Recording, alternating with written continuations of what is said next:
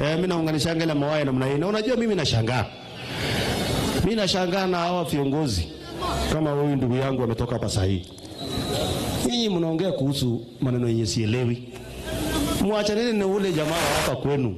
Jamaa ametoka tu Amerika, hata hajaongea mnapigie kelele. Hako na makosa gani jamani?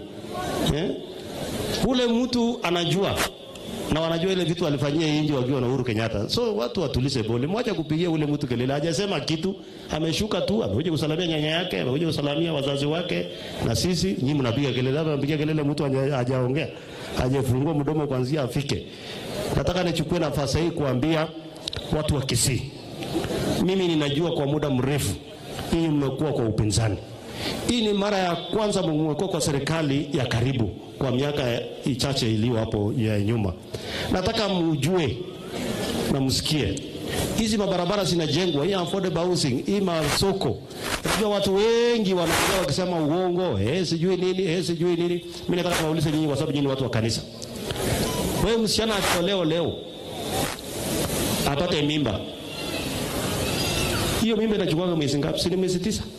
Kitambo mtoto akunywe uji mpaka akule githeri inachukua muda gani? Sasa hii serikali ya William Ruto ya mwaka 2.5 unasikia wewe anasema sijui nini, yule anasema sijui nini. Nilikuwa naona hata mwingine ule former akituletea jana. Mtu aliharibu inji, alipora inji. Lakini leo nimemwambia aende gym kwa sababu ile alipora inji mpaka hata yeye mwenyewe amekuwa tofauti kidogo. Awachane na inji.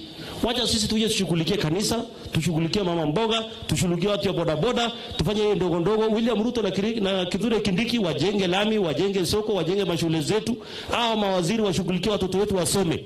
Hiyo ndio kitu tunahitaji katika taifa la Kenya. Na hatutaki mtu kutuambia ati rais anafaa kuwa kwa kona ile. Hatutaki mtu kutuambia ati deputy president huyu Kindiki akuwe mtu wa mlima.